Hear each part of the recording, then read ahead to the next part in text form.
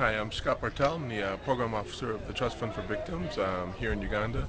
The Trust Fund for Victims is an entity created by the Rome Statute. It's perhaps the youngest institution created by the Rome Statute. We have two mandates. One is to support reparations orders that the court may instruct the Trust Fund for Victims to implement. And our second mandate, which is what we're currently doing here in Uganda and in the Democratic Republic of Congo, is assistance, victims assistance programs. And the nature of that assistance may be material support, physical support, medical assistance, and it may also be what's considered psychological rehabilitation. And so as part of our projects in northern Uganda, we provide counseling to former abductees and to survivors of sexual and gender-based violence. We also work with people who've been physically injured and mutilated and tortured during the conflict or have suffered serious burns, and so we work with them on counseling, but we also try to provide assistance to address their medical needs with reconstructive plastic surgery and prosthetics and artificial limbs and physiotherapy. And we have general surgery for people who have bomb fragments or bullets still lodged in their body. And so we try to attend to their physical injuries, but also their psychological injuries. And so we provide counseling and physical medical treatment to them. Another area of our project in the north is material support. And so we're working with former abductees and other affected communities. Some of these activities with the former abductees may be livelihoods training, vocational support, village savings and loan associations.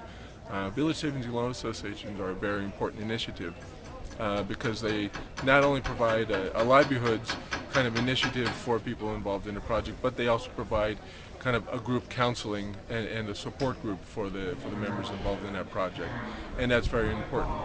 We also work with other war-affected communities. For example, in Lira district, we're working with Bologna, and many other communities that have had similar traumas, who've been the subject of a massacre or a mass attack on the entire community.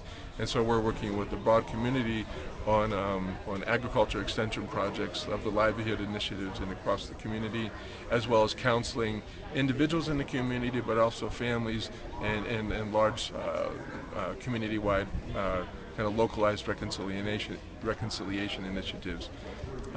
For some of our work, we work with local organizations, and we also work with cultural institutions forging some of these activities with regards to the local peace-building efforts, working with traditional leaders on conflict resolution.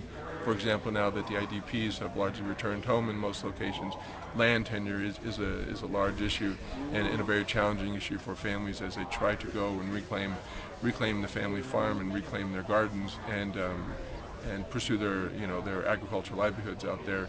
And the traditional leaders have large authority over resolving land disputes in the community. The Trust Fund for Victims has only been operational in a substantial way in Uganda for 2 years now. As I mentioned, we are the youngest institution created by the Rome Statute, and so we're still unknown and not well understood by the broader community, either internationally or by communities across northern Uganda and across Democratic Republic of Congo. But we are doing our best to increase understanding and awareness of our mandate, of our roles, and of the projects and services that we are providing through our 16 different partner organizations working across the north.